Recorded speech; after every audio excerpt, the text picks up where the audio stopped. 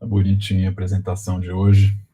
O Fabrício deu uma geral nela e faz toda a diferença. Vocês vão notar. Então, estamos ao vivo no YouTube. E vou virar aqui um pouquinho.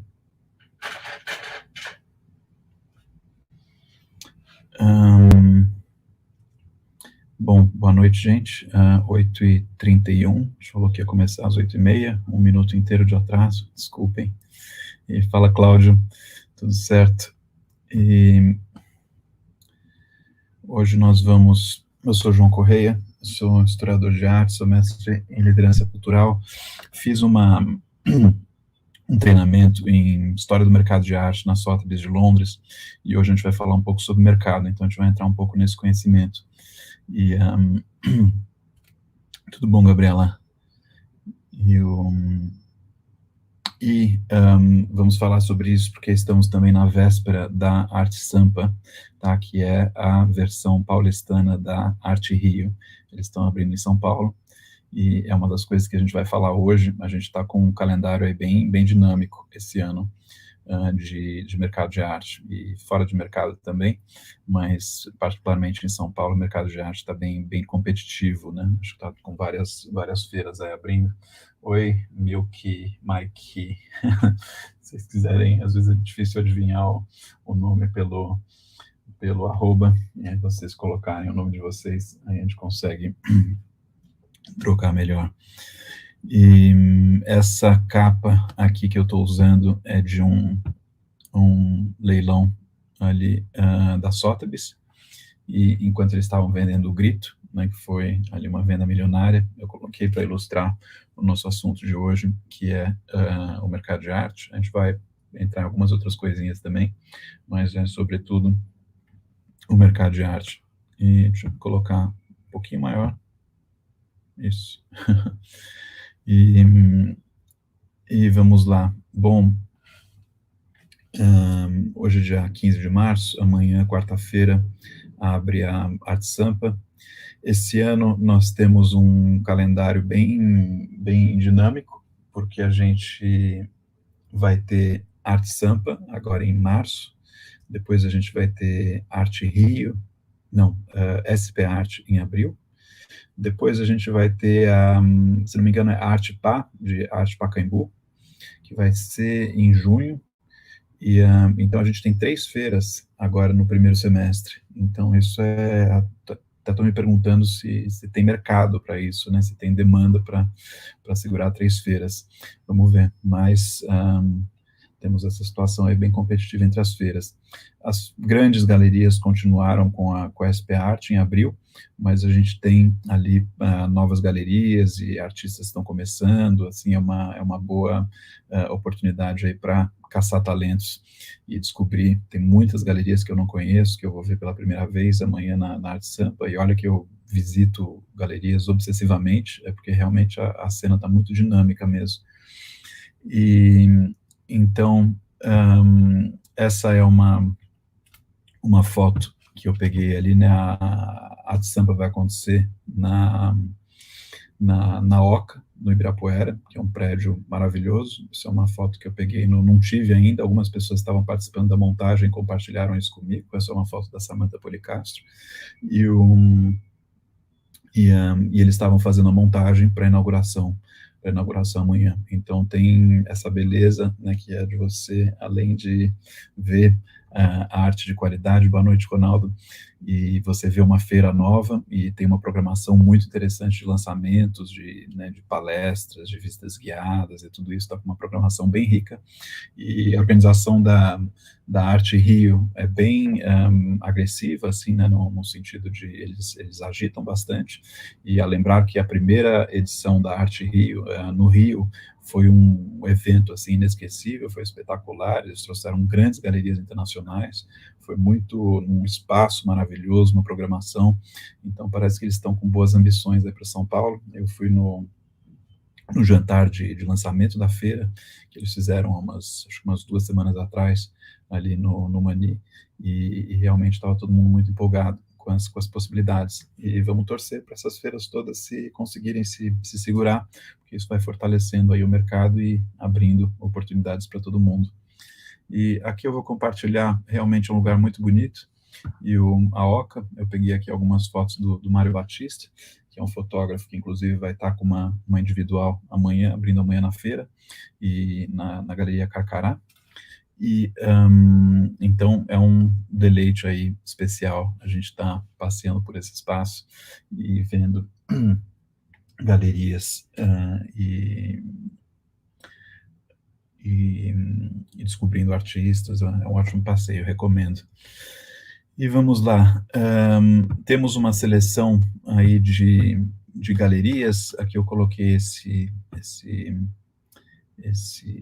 print das galerias que vão estar participando, e alguns destaques assim da minha própria assim experiência com elas, e acho que vale a pena visitar a exposição do Mário, como eu falei, na Carcará. Acho que vale a pena visitar a OMA, que é uma galeria de São Bernardo, que abriu uma filial em São Paulo, acho que faz 2 semanas, e também ali o Tomás está agitando bastante, tem um programa muito legal chamado Nano, né, sobre informações de mercado de arte. E temos a Galeria Sé, de onde eu comprei bastante obras para clientes ali o ano passado, e da Maria Monteiro. E que mais, assim, de destaques que eu posso falar de experiência ali pessoal? A Galeria Sé está se consolidando, se tornando bem forte. A Galeria Superfície tem gente na direção, o Gustavo, com muito conhecimento. E a Galeria Mapa, a Galeria Mapa está fazendo uns resgates aí de artistas ali, às vezes década de 60, de 80, que também ele tem muito conhecimento, o Marcelo Palov. Então, acho que são essas as minhas recomendações aí. Acho que tem muita coisa interessante, mas essas que me vêm em mente agora. E queria compartilhar também com vocês algumas dicas de participação aí na feira. E a primeira, como eu falei, é um ano muito dinâmico, com 3 feiras ali no primeiro semestre. É um ano muito dinâmico no calendário institucional também, dos eventos não comerciais, né? A feira é um evento comercial, um evento dedicado à venda. A maioria das obras ali, né, estão à venda e podem ser, né, levadas para casa, e são feitas, né, com esse propósito de você poder colocar em casa. Mas esse ano está muito interessante no calendário internacional também. É um ano, como eu já falei em algumas lives anteriores, essa é a parte 2, né, de uma live que a gente fez na quinta-feira, que era a parte 1, por dentro do mercado de arte. Mas já acho que a 14ª live, onde vocês podem assistir e ver, onde a gente fala sobre a Documenta de Cássio, a Bienal de Veneza. Tem muita coisa interessante acontecendo esse ano. E algumas experiências em feiras que eu queria compartilhar com vocês, e acho que as feiras são eventos ali muito interessantes, onde a gente sente muito a temperatura do mercado, né? E algumas feiras que eu tive na Suíça, por exemplo, você passeia com um colecionador, e o colecionador chega na galeria e fala: olha, eu quero essa obra, e a galeria fala: eu seguro ela para você por 2 horas, né? Porque a demanda é tão forte, a demanda é tão grande, que tem, né, uma questão de horas para você tomar decisão. E aí o colecionador sai, e depois de meia hora ele volta e fala assim: não vou me arriscar, eu vou comprá-la agora, para não correr o risco de perder essa obra. E aí eles compram, né, num aperto de mão, e aí a palavra é irreversível, né? Se você muda a palavra, você perde a credibilidade, mas você vê uma questão de meia hora, você perde uma grande obra. Então, quando o mercado é forte, quando as obras são de qualidade, você tem esse nível aí de liquidez e de demanda, né? Então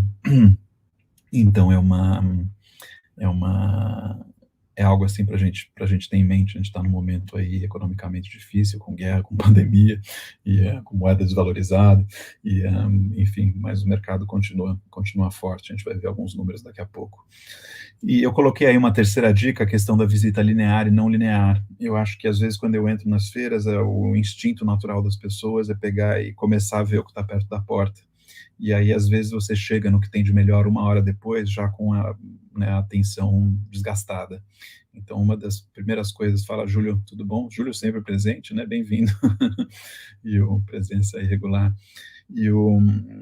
Então, uma das coisas que eu falo é tenta ver o núcleo, assim, em geral, você consegue identificar onde as galerias mais interessantes estão e começar por aquele núcleo, porque aí a atenção está fresca no começo da experiência. Então, se a gente começa a ver o que está perto da porta, ou a gente começa, né, pela conveniência e física, às vezes, quando a gente chega no eixo central, onde as coisas interessantes estão sendo mostradas, e muitas vezes a gente tem um eixo central, ou tem 2 ou 3 eixos, aí a inteligência ou a atenção já gastou, e a gente não aproveita da mesma forma. Oi, professora Dulce, oi, Silenzo, oi, Michele, estamos no YouTube, tá? Entra lá. Deixa eu ver aqui, tem uma... O que é? Olha, Dulce Aquino queria participar da live, seria uma honra, Dulce. Quer um pouquinho mais para o final? Acho que a gente pode ter uma ótima conversa.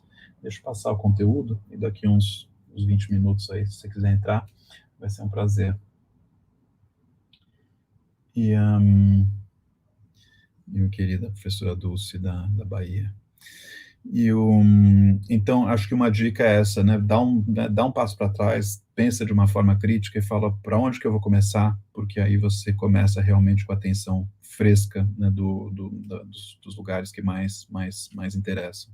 Tá? Então, acho que isso já faz uma grande diferença aí de otimização. Oi, Flávia, boa noite. Tudo bom? Flávia Conrado.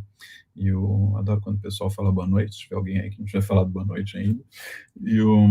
Então, outra coisa, né, a quarta dica, eu acho que é interessante ver projetos, né, acho que é uma feira comercial, mas muitas, né, como a Galeria Carcará foi, né, fez uma individual ali do Mário Batista, acho que, né, as galerias que entram com projetos, isso mostra, né, que tem um pensamento, tem uma pesquisa, sempre tem, né, mas isso é uma pesquisa mais explícita, assim, né, que dirige o conteúdo que é colocado. Então, às vezes, acho que amanhã, inclusive, na Arte Sampa, tem uma área de projetos, e às vezes, não tendo uma área de projetos, também os galeristas falam, olha, isso é uma individual desse artista, essa é a intenção, isso é uma pesquisa, né, eles explicam, e acho que é muito interessante ver quando tem algo que costura o que você está vendo, e não só, né, apresentado ali como loja, e isso acho que a apresentação faz muita diferença. E Anderson, Fabrício, Lúcia, galera, a gente está no YouTube, tá? E outra coisa que eu queria comentar, acho que são as perguntas que eu me faço, e quando eu faço né, esse material que eu vou apresentar hoje, é um material, se não me engano, de 2017, que eu estou recapitulando, tem muita coisa boa do passado que eu estou trazendo, e às vezes a gente vê em 5 anos o que mudou, e eu, né, eu compartilhava no passado esse slide com as perguntas que eu me faço, e as pessoas curtiam bastante, né, então às vezes eu olho uma obra e eu falo, puxa, mas eu consigo, né, escrever 3 páginas, 30 páginas ou 300 páginas sobre esse artista, né? Acho que isso me dá indicação, né, do qual é a profundidade do projeto de pesquisa daquele artista. E, gente, tá bom o tamanho? Tá dando para ler o slidezinho, ou vocês querem maior? E a outra pergunta que eu me faço é se o que eu estou vendo é interessante ou é relevante.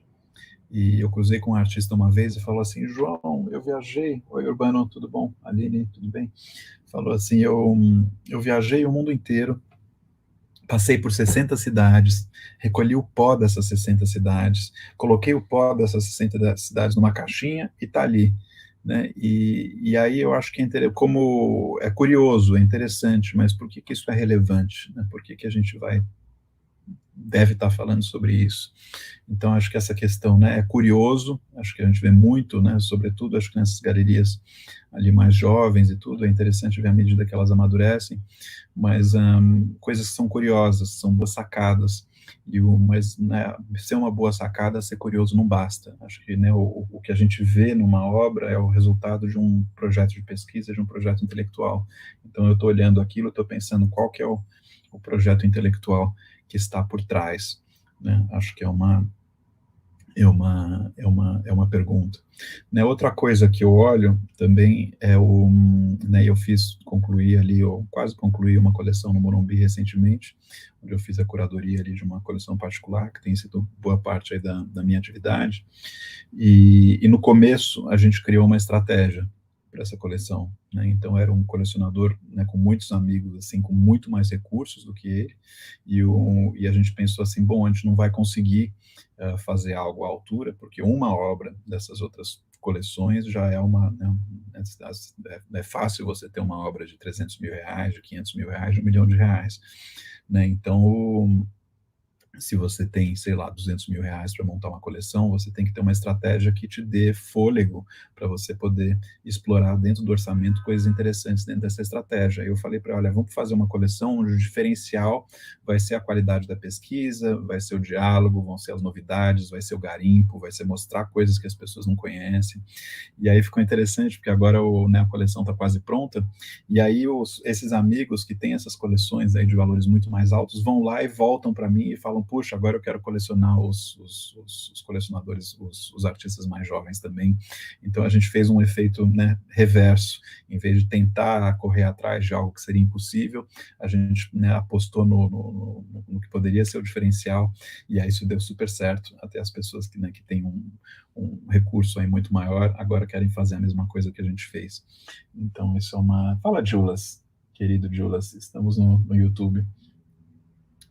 E, então, outras perguntas que eu me faço, e eu fui compilando algumas dessas coisas. Eu estava na Suíça com um amigo chamado Akin Monet, que foi, acho que por 10 anos, o estrategista do mercado Picasso nos Estados Unidos, né? Ele trabalhava junto com um estrategista master que ficava na Suíça, mas a representação nos Estados Unidos era dele, assim, um craque, assim, uma fera. E aí eu estava passeando com ele na feira, eu mostrei uma obra do Henrique Oliveira, e ele falou, João, what's the discourse? Né? Tipo, legal, tô vendo, mas qual que é o discurso? Qual que é a pesquisa? Qual que é o argumento? O que ele quer mostrar com isso? Então, é uma pergunta que eu sempre me faço, né? Outra pergunta que eu me faço é, né, qual que é o dia seguinte, assim, dessa pesquisa? Né? Ou será que é uma boa sacada, ou será que é alguém capaz de fazer boas sacadas pelos próximos 10 anos, pelos próximos 20 anos? Né? Acho que enfim, tem várias, eu deixo algumas aí, quem quiser saber todas, a gente tem outras apresentações aí pela frente. Eu também me pergunto se eu compraria um livro desse artista. Eu me perguntaria se é uma compra por impulso. Assim, é muito curioso, né? As pessoas, na hora que elas compram, elas fazem um gesto meio, não, tem que ser espontâneo, tem que comprar o que gosta e tudo. Aí passa 10 anos, elas resolvem vender e vem para mim, e eu falo, isso teve uma situação, né, que é um fato real, que era uma situação de partilha, aí depois de um divórcio, e a mulher veio para mim com 40 obras querendo vender. Eu falei, olha, tem uma que eu acho que talvez dê para vender, as outras 39, muito pouco provável, acho que você esquece, né? Então, na hora da compra é uma coisa de impulso, e na hora da venda é a realidade, né? Então, acho que uma recomendação é já lidar com a realidade logo no começo, para não cair nessa situação. E foi triste. Bom, vamos lá. Melissa, estamos no YouTube. Agora eu vou mostrar alguns números. Como eu te falei, essa apresentação já tem alguns anos, então alguns números eu coloquei aqui para a gente ter né, os dois retratos há 5 anos atrás e hoje, sobre o mercado de arte. Tá? Então, vocês estão vendo aqui o faturamento, né, há 5 anos atrás, total ali do mercado de arte, né, isso global, né, era 59 bi, 59,8 bi, né, que era um aumento de 8% em relação ao ano anterior. Se não me engano, é 2017, a gente correu aí com material e as fontes acabaram ficando de fora. Agora, em 2020, eu consultei o relatório de 2021, de 2022 não saiu ainda, esse número caiu para 50,1 bi, tá? Então, pode ser aí uma questão de, pode ser vários fatores, pode ser, tudo bom, Vera Lúcia? Pode ser pandemia, né, podem ser vários fatores aí.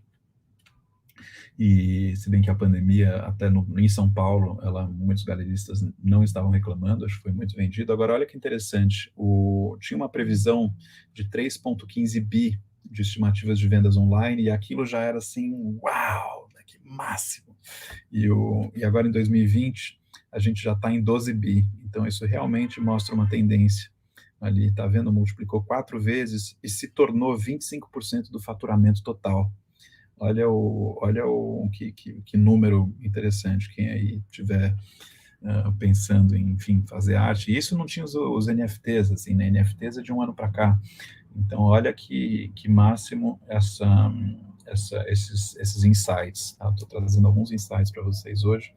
E na época, era estimado que o Brasil tinha mais ou menos 1% desse faturamento global. Tá? Isso vem de um relatório chamado The Art Market, que é feito por uma economista especializada em arte chamada Claire McAndrews, e tem algumas críticas a esse relatório, a esses números. Tá? Uma das críticas é que é um relatório financiado pela UBS, que é a União de Bancos Suíços, e aí o que acontece? Quando o relatório é financiado pela União de Bancos Suíços, passa a ser uma espécie de conflito de interesse, né, porque eles querem mostrar que o mercado está crescendo, né, então às vezes a gente olha, e eu vou mostrar aí mais para frente, eu, né, tive a sorte aí de ter numa das minhas primeiras palestras em Londres, os criadores de dois dos índices de investimento em arte, esses índices são usados pelo JP Morgan, que saem nos grandes jornais e tal, e pude ter boas conversas com eles, e aí tem uma série de inconsistências que eu vou falar para vocês daqui a pouco, tá? E na época, né, isso veio de fontes diferentes, porque né, é um mercado, né, não é tão, assim, regulado, não tem muitos dados, assim, tão abertos, mas eu fui lendo várias coisas e fui reunindo de fontes diferentes, mais para a gente ter uma ordem de grandeza. Oi, Flora, estamos no YouTube. Mas para a gente ter uma ordem de grandeza e conseguir pensar, tá? Mas num dessas fontes falava que a gente tinha, né, 500 mil artistas plásticos. Numa outra fonte falava que a gente tinha 2,5 milhões de artistas plásticos só nos Estados Unidos. Tá? Então, uma vez que eu passo a ter esses números, isso me permite entender melhor o porquê que é tão competitivo, né, algo que a gente falou no episódio anterior, né, na live de quinta-feira, né, a gente tem, né, o faturamento, né, um terço, um quarto do faturamento de uma empresa de tecnologia, mas a gente tem, de acordo com a fonte, a metade ou um décimo, né, do número de pessoas né, empregadas numa empresa de tecnologia do que no mercado de arte. Então, realmente, né, é pouco dinheiro para muita gente tentando, né, viver daquilo. E depois a gente tem, né, na época, ali, 200 feiras de arte por ano. Eu não saberia qual que é esse número hoje. Tá? Na época, 23 mil casas de leilão, 400 mil colecionadores e 375 mil marchands. Tá? São números globais. Agora, olha que interessante, eu deixei pequenininho em cima, acabei não mencionando, às vezes o pessoal fala, puxa, mas 59, né, 50, 60 bi, aí acho que no topo chegou a 65 bi de faturamento, né, tem gente que coloca e fala, nossa, que número grande, e tem gente que vende tecnologia, de finanças, de, né, real estate, mercado imobiliário e tal, e fala, puxa, mas isso não é nada, é um número relativamente pequeno. Agora, esse número passa a se tornar importante quando a gente vê que, quando você pensa em termos dos ativos, né, de holdings, assim, de patrimônio em coleções particulares, um relatório, né, que aí não era das artes, eu fui caçando em várias fontes, falava que tinha de 3 a 4 trilhões de arte ali em coleções privadas. Aí a conversa começa a ficar séria e até as pessoas de outros setores param para ouvir, porque elas falam, bom, isso já passa a estar aí, sei lá, nas 5 principais categorias de ativos. Então é uma das formas aí, quando eu quero pegar o pessoal de finanças, pessoal, enfim, para parar e ouvir com atenção o tamanho da oportunidade no mercado, eu uso esse número, né, que é de estimado, tá? Isso é super difícil a gente ter, isso é estimado a partir de relatórios, acho que, se não me engano, é Capgemini, é uma estimativa, mas já coloca todo o setor numa outra ordem de grandeza. Vamos lá, então é uma seleção aí de insights, essa live de hoje, aproveitando a onda da Arte Sampa que abre amanhã. e a gente tem a conveniência aí de estar numa, né, numa semi-pandemia e num fim de pandemia, ou há controvérsias, né, tem uma nova cepa aí que foi encontrada, mas há uns anos atrás eu fazia essas palestras aí pré-feira, presencial, a gente fazia jantar, fazia palestras. Agora a gente fica em casa, tem tem a saudade e tem a vantagem também disso. Bom, vamos falar um pouco sobre discurso, né? Eu falei, né, quando eu estava numa feira com meu amigo Akin, e o Akin virou e falou, olha, what's the discourse, né? Qual que é o discurso? E isso é fundamental. Acho que se você comprar, né, uma obra numa feira pensando, né, qual que é o discurso, eu faço essa analogia sempre, né, um advogado vai lá e reúne as palavras, ele reúne essas palavras para criar um argumento, né, e a qualidade do argumento é o fator decisivo, né, então não importa se você está vendo óleo, se está vendo acrílico, se você está vendo é colorido, se o que está vendo é divertido, se o que está vendo é uma coleção de pó das principais cidades do mundo inteiro, o que importa é o que está sendo dito com aquilo, né, e aqui eu vou colocar um exemplo, que que é né, se vocês olharem assim essa obra 1, 2 e 3, duas delas são do mesmo artista. E aí se eu perguntar para vocês, quem quiser se arriscar aí a votar, a ideia é participar mesmo, né, duas delas são do mesmo artista. Qual que você acha que são as duas são do mesmo artista? Coloca aí no, no chat do YouTube.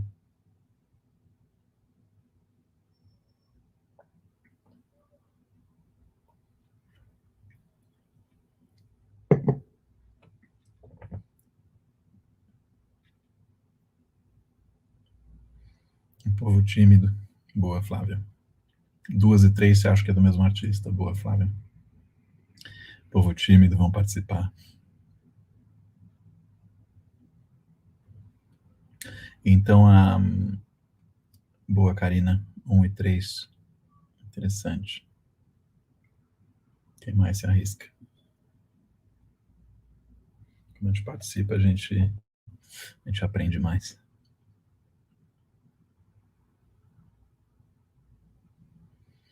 Qual que é o par dessas três obras que são do mesmo artista?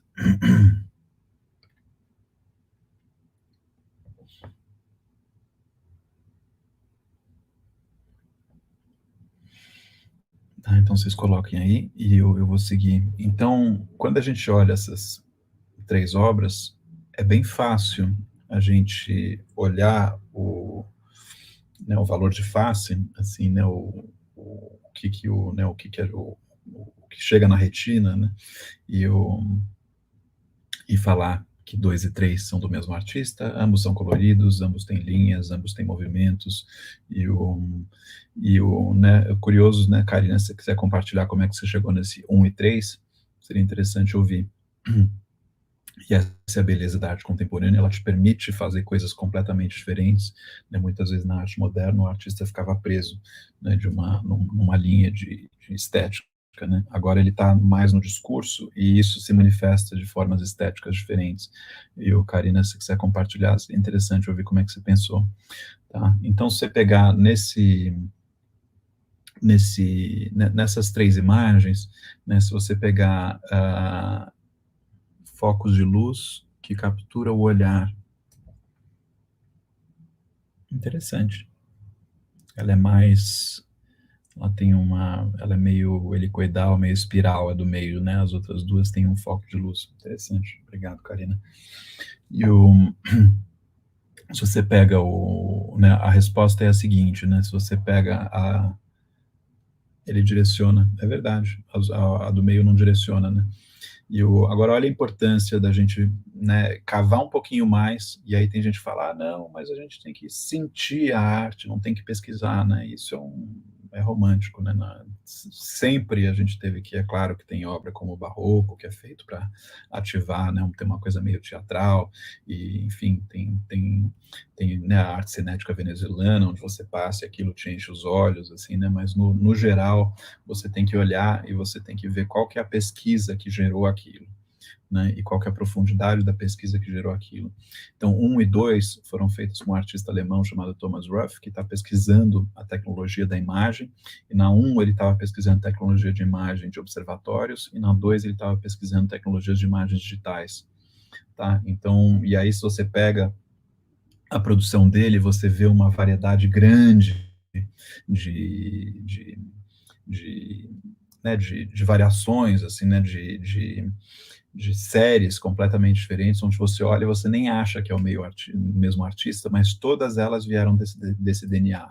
Eu estou pesquisando, deixa eu voltar aqui para não ficar muito pequenininho, senão depois o pessoal fala, João, não te vi. Então a 1 e a 2, né, ambas têm esse DNA de estar pesquisando tecnologia de imagem. A 3, ele chegou nesse resultado do Caetano de Almeida, né, um artista brasileiro ali da Galeria Luiz Estrina, ele chegou nesse resultado de outra forma, completamente diferente.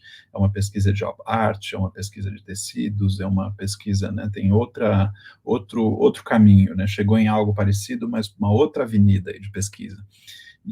E aí, uma das coisas que é interessante a gente olhar, se a gente está numa feira, assim, né, o quanto suco né, esse DNA, o quão relevante ele é e quantas variações ali são possíveis de manifestações estéticas daquela pesquisa.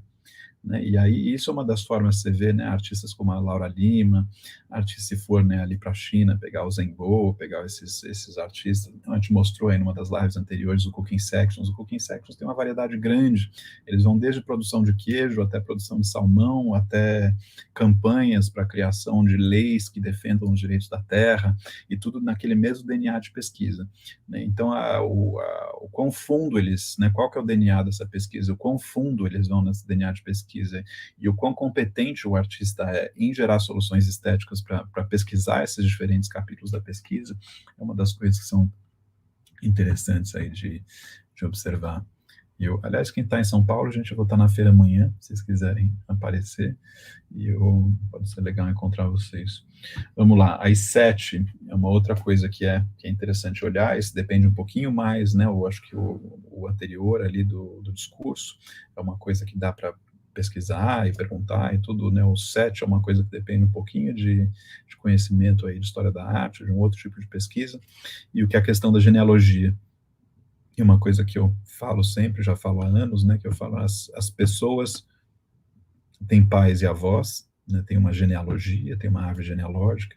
Então aqui eu coloquei uma obra da Frida Kahlo para ilustrar um pouco isso, né, você tem uma pessoa, a pessoa tem pais e avós, e as ideias também pais e avós, tem pais e avós, e eu vou aumentar um pouquinho aqui, só para mostrar para vocês que esse gráfico da direita realmente é muito interessante, tá? Depois eu recomendo vocês pesquisarem no Google, mas ele é um gráfico que mostra ali, né, se vocês forem pesquisar um pouco a origem do MoMA de Nova York, né, uma das missões do MoMA era colocar a arte americana na genealogia da arte europeia. Então isso é uma espécie de árvore genealógica que coloca a arte abstrata americana, né, na genealogia do cubismo francês. Né? Então, aí quando você fica convencido de que isso vem daquilo, né, você tem algo brilhante como o cubismo, ali, Picasso, Braque e tal, e de repente você vê um Pollock, tudo, e alguém cria esse racional que conecta um no outro, né, e esse racional, né, tem que existir, você não pode criar, né, e eu comento isso porque é fácil as pessoas acharem que vem um crítico e inventa, não é, o crítico não inventa nada, né, ele pode ajudar a estruturar, a elaborar, mas essa é a árvore genealógica, se vocês colocarem cubismo em abstract arts, sei lá, genealogical tree, alguma coisa assim, ou diagram, vocês encontram isso, e é muito interessante, porque você vê, e aliás, deixa eu ver se eu tenho aqui na biblioteca um negócio para mostrar para vocês, não sei se está fácil de achar, achei.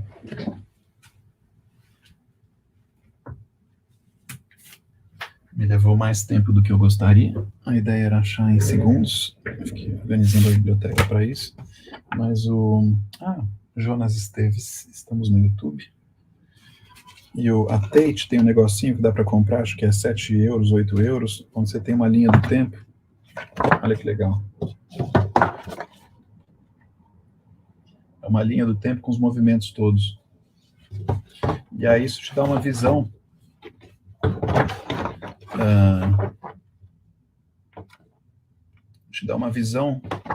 do que veio do que e o que aconteceu simultâneo ao que. É bem legal. Então você vê o expressionismo, o cubismo, o futurismo, eles vão te colocando esses movimentos todos, e aí você tem no meio, né, por exemplo, cubismo, aí você tem tá vendo uma constelação em volta dos artistas que fizeram parte daquele movimento. Pós-impressionismo, muralismo mexicano, surrealismo, construtivismo, orfismo, spatialismo, está tudo ali, tá? Fluxus foi um movimento importante para mim, então tá tudo lá. Então, quando você pega e você vai...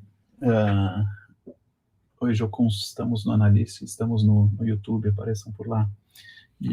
Então, quando você pega essa consciência um pouco dessa evolução histórica e das estéticas, aí você olha, né, por exemplo, sei lá, o Ernesto Neto, você vê que vem de Elliot Sica, né? Você vê que de alguma forma se inspirou nisso.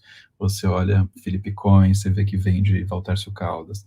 Se você for levar para música, né? Você olha Steven Tyler, você vê que vem de James Joplin. E aí você vê, né? E eu até falo, se não veio de nada é suspeito, né? Então é uma coisa que é interessante olhar e tentar ver qual que é a síntese do que veio antes, que esse artista está propondo, né? Por que ele criou essa síntese desse jeito? Isso é uma das... E aí, né, quando a gente olha e a gente pensa no que... E às vezes dá, mas em geral não dá de criar, de pular uma geração, né? Às vezes você encontra, né, tem um artista interessante agora que está fazendo meio que né, usando, né, um pouco uma influência de Tarsila Amaral na composição, ali na síntese que ele faz, mas quando você pega e você vê né, é como se você pensar assim, só tem avô, não tem pais, né, tem alguma coisa estranha, assim, é muito importante estar consciente do que a geração fez e do que a própria geração está fazendo, senão a gente acaba achando que está fazendo grandes coisas e reinventando a roda, e enfim, e não vamos ficar muito mais nesse ponto, né? E aí, né, um outro conceito que eu trago aí nas palestras né, se você vai aqui e você vai atrás para entender as gerações anteriores, ali é interessante você entender também a sua geração, né, porque de alguma forma a gente está dialogando com a nossa geração, né? Aqui, quando a gente pega e olha esse negocinho da Tate, essa linha do tempo da Tate, né, e a gente pega, por exemplo, né, body art, né, arte corporal. Em volta de body art, você tem o Chris Burden, você tem a Ana Mendieta, você tem Rebecca Horn. Então, de alguma forma, eles estão dialogando em volta do mesmo assunto, né? Se você pega, né, fotorrealismo, né, você tem Chuck Close, você tem, deixa eu pegar um aqui com mais nomes conhecidos aqui, grafite, você tem Basquiat, você tem Keith Haring, então você tem uma espécie de troca entre esses artistas que estão em volta daquele assunto. Se você não tiver consciência de quais são os artistas que estão explorando aquele assunto na sua própria geração, aí você não está tendo uma troca, um diálogo com eles, e esse diálogo é importante. Então, acho que alguns colecionadores aí, né, falando de feira, né, resolvem colecionar, sei lá, artistas que estão explorando o uso de mídia digital, ou que estão explorando performance, ou que estão explorando assuntos como meio ambiente, né, uma vez que você entende quem são os outros que estão ali. Oi, Júnior, oi, Natália Malo, oi, Júnior Clemente, estamos no YouTube.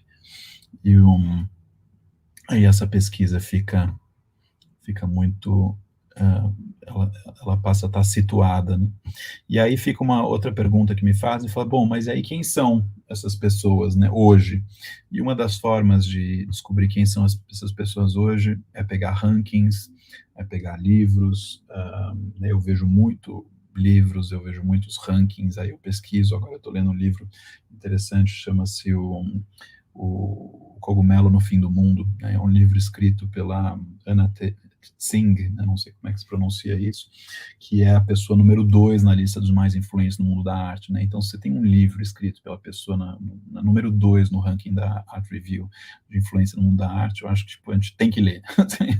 Senão a gente alguma coisa muito importante, né? Que nem você está na geração do Beethoven e não saber o que ele está fazendo de mais atual no momento. Tipo, não, é fundamental assim, para a gente se colocar como pensador ali, como pensamento naquela época, né? Se a gente está, né, trabalhando com arte em São Paulo, tem que saber o que o MASP está fazendo, né? O Adriano Pedrosa está com uma curadoria aí que está sendo super reconhecida no mundo inteiro, né? Se está trabalhando com essa área queer, tem que saber o que a Natália Amaro, aí, minha amiga que apareceu, está fazendo, que ela está com um festival, né, chamado Risco, maravilhoso, de subjetividades em risco. Então, tem que pegar essas grandes vozes de alguma forma para se situar, né? Aí, em relação a elas e tudo, você define, né, o seu diferencial e vai aprofundando sua pesquisa, e isso vale para quem está aqui ouvindo e produz arte, quem está aqui ouvindo e coleciona arte. Você gosta das indicações de livros, né? Então vê assim, lembra exatamente uma coisa, Mushroom, é o cogumelo do fim do mundo, é genial esse livro, se eu pudesse recomendar assim para todo mundo, é genial. É uma pesquisa que é feita co-criada globalmente, só pela metodologia, já arrasa. Ela faz uma etnografia, tipo, ela conta a história do mundo a partir da visão do cogumelo. É uma coisa assim incrível. Percebe que tem um certo tipo de cogumelo que pode ensinar a humanidade como sobreviver colaborativamente dos destroços de desmatamento, de poluição e tudo assim, é uma coisa espetacular. Então, recomendo olhar e dá para baixar online. Infelizmente, acho que só tem em inglês. Tá, bom, vamos seguir. Então, esses rankings, né, o Kunst Compass é um exemplo de ranking, tem Art Review, tem um ranking, tem prêmios, né, prêmio PIPA, Future Generation Art Prize, prêmio MASP, tem um monte de prêmios aí que dá para pegar, para a gente se conectar com esses pensamentos. Agora, vamos falar um pouquinho sobre os indicadores. Como a gente tem uma feira chegando, eu trouxe algumas informações aí de mercado para vocês, tá? Então, aqui eu falei que eu estava, acho que foi 2013, 2014, eu dei uma palestra na Sotheby's no Sotheby's Institute, né? A Sotheby's, aquela casa de leilão, tem um instituto de pesquisa, enfim, de cursos e tal, e eles promovem eventos. Num desses eventos, eles me chamaram para palestrar. Eu acho que o tema era Trust and Transparency, né? Confiança e transparência no mercado de arte. E aí eu fui e fiz uma palestra e algumas das pessoas presentes eram os caras que tinham criado esses índices de mercado de arte, tá? Então, aqui esse Sell You Later é um negócio que eu acho que não existe mais, e à direita, o que está escrito índices, no topo à direita, meio begezinho, se não me engano, acho que eu tinha pego do Wall Street Journal, era um desses, acho que era do JP Morgan, que tinha feito e tinha sido publicado no Wall Street Journal, e aí tinha uma série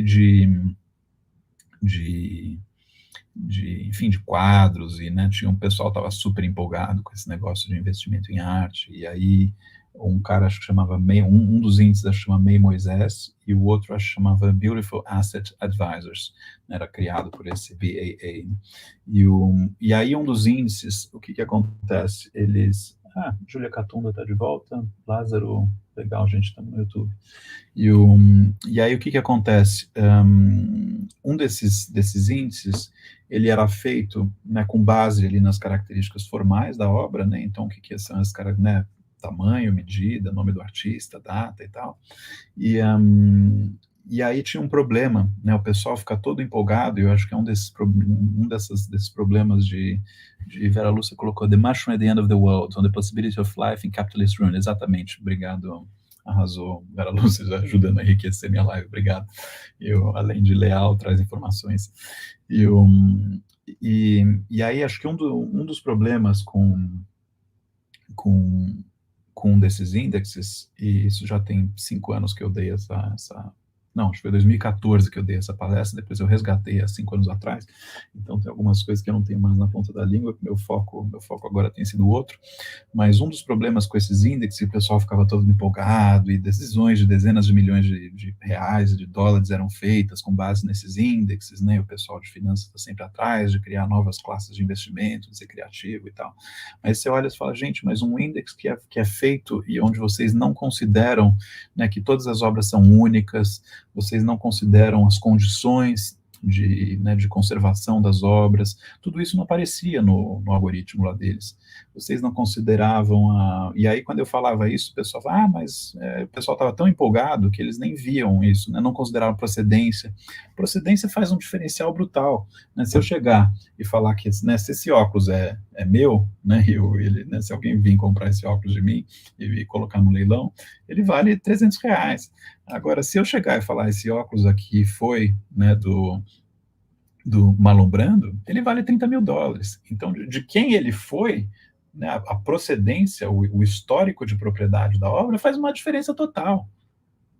Não adianta você fazer um índice que desconsidera isso, condição, restauro, né? Eu trabalhei uns 6 meses numa venda o ano passado, que um dos grandes debates foi a questão do restauro, né? O colecionador tinha feito um restauro para museu, e o museu que estava comprando queria um restauro feito, né, com uma outra política, uma política para ser exibido em residências, e são políticas de restauro diferentes. Então, se você coloca isso você gera um índice de investimento e você trata tudo como quantitativo e despreza o qualitativo, não vai dar certo, e não deu, né? Tem uma outra palestra que eu dei que acho que era uma análise de 40 fundos, da estratégia de 40 fundos de investimento em arte. Aí você pega esses 40 fundos de investimento em arte e acho que 35 deles fecharam. Assim, era puro entusiasmo, não tinha lastro, né? Dá para investir em arte, mas não desse jeito. Então, aí eu coloquei aqui, ó, eu falei, a gente pode falar doidado sobre isso, mas no final das contas eu acho que é um assunto divertido mais do que um assunto, assim, uma conversa eficiente para quem está querendo ir numa feira e fazer bons investimentos. Tem outras conversas úteis aí para quem quer fazer bons investimentos, mas aí a gente fala em outras lives ou fala no particular. O outro índice, ele funcionava diferente. Ele pegava a mesma obra e via que tinha sido vendida 2 vezes. Então, é um pensamento interessante, né? Um pensamento inteligente. Então, se ela pegou e foi vendida 2 vezes, você compara igual com igual. Mas a mesma obra que foi vendida 2 vezes é uma coisa que é raríssima, acontece pouquíssimo. Então, você está desprezando o funcionamento de todo o mercado quando você pega essa mesma obra. Né? Tem um outro índice, depois que não ficou muito popular, que era um índice onde eles faziam o ranking das 1.000 obras mais caras, e a partir do comportamento dessas 1.000 obras mais caras, né, vendo como é que elas tinham se movido no ranking, então nessa obra, sei lá, que estava no 995, subia um pouquinho e era revendida, tudo eles iam tirando insights. E esse acho que é um livro que está aqui. Deixa eu ver se eu mostro para vocês. Foi esse cara aqui que criou esse... E eu preciso organizar mais a minha biblioteca. Eu achei que estava... Token prices out of the deal. Arts and investment.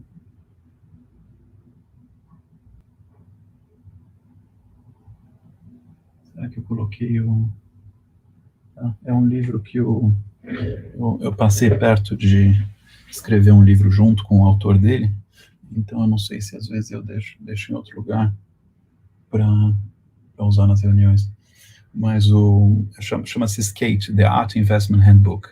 Aí é um russo banqueiro, que escreveu, acho que um dos melhores livros aí sobre investimento em arte que eu tinha lido até então, e ele criou esse índice, né, das 1.000 obras mais caras e da análise do movimento do mercado, da dedução a partir desse Stefania Assange, Ju Fazolo, a gente está no YouTube, e a partir desse índice. E, bom, o que eu ia falar? Eu ia falar... Então, essas são as limitações, assim, desses índices, e são as razões pelas quais eu acho que eles podem ser um assunto interessante para a gente conversar numa live ou tomar um vinho, mas não para, tipo, ver 40 milhões de reais, como eu vi, né, sendo investidos a partir de estratégias aí de investimento muito, muito fracas, né, e eu já tive situações, assim, eu estava num board ali de um pessoal que estava tentando montar um fundo em Paris uma época, e eu chegava e falava assim, gente, mas vocês estão tratando a arte que nem objeto financeiro, é outra coisa, assim, eu até coloquei aqui, vocês estão querendo jogar banco imobiliário com regra de xadrez, ou xadrez com regra de banco imobiliário, tem regras, mas não são essas, e aí quando você vai, traz esses comentários e mostra quais deveriam ser as regras, muitas vezes eles te tratam como júnior, porque você de arte não é de finanças, tipo, eles sabem mais, e aí fica essa coisa de hierarquia, onde a coisa não anda, né, eu falei numa das lives anteriores sobre aquele livro Collective Genius, né, da inteligência coletiva, e eles falam da Pixar, né, aquela produtora de animações, e a Pixar virou o que virou porque você tem todos os profissionais ali trazendo o conhecimento deles para a mesa de igual para igual. Quando você não tem essa hierarquia, tipo, eu sei mais porque eu sou de arte, ou eu sei mais porque eu sou de finanças e tudo, você coloca tudo na mesma mesa e vai debatendo, e aí você gera fenômenos ali como a Pixar, mas não era o que acontecia muitas vezes nesses fundos. E, bom, já se estendeu um pouco demais nesse assunto. Vamos lá. Bom, acho que a gente está aqui, vai começar a parte 3. Eu separei aí, tem mais uns meia dúzia de slides aí nessa apresentação, mas acho que a gente já está quase uma hora aqui conversando. Então, se alguém tiver alguma dúvida, um comentário, é bem-vindo. E a gente troca mais um pouquinho. A Dulce, se quiser entrar, aí a gente conversa um pouquinho, ou se alguém quiser entrar e fazer perguntas, a gente conversa um pouquinho. Se não, a gente encerra e na quinta-feira a gente continua. Dá um minutinho aí para ver se alguém tem algum comentário, alguma dúvida. Foi útil aí o material que a gente passou hoje. Eu estou com um pessoal, tem gente que, eu estava vendo uma live, acho que a mulher tinha 500 mil seguidores e tinha 20, 30 pessoas presentes. Então, acho que a gente está com 250 seguidores aí no YouTube e está com 7 pessoas presentes. A gente está com um ótimo ratio aí de engajamento. Karina, obrigado aí. Espero que você tenha curtido. Obrigado por participar. Quinta-feira, às 8h30, tem mais. Estou fazendo o possível aqui para honrar a nossa agenda aí das terças e quintas. É uma semana aí de muitos eventos, muitos jantares, muitas exposições, muito tudo. Mas a minha expectativa é poder estar aqui. Se eu não puder, eu vejo se eu deixo gravado e aí a equipe libera às 8h30 para vocês assistirem. Espero que você tenha curtido. Flávia, obrigado aí pela presença. Estou gostando de ver. Temos os nossos regulares aí, que estão Júlio, Flávia, Vera e Ronaldo, Gabriela. Gostoso ver que vocês estão aproveitando. Então é isso, gente. Vou encerrar aqui. Fica gravada. Aí boa parte das pessoas vem a gravação. Então fica gravada. Quem quiser recomendar aí para os amigos, assistir de novo alguma coisa, vai ficar gravada, tá bom? Então, a Marina apareceu aqui, o Ju Fazuolo apareceu, e estamos no YouTube. Então, estávamos, porque eu estou encerrando. Beijo, gente. Boa noite. Espero que vocês tenham curtido aí. Até mais.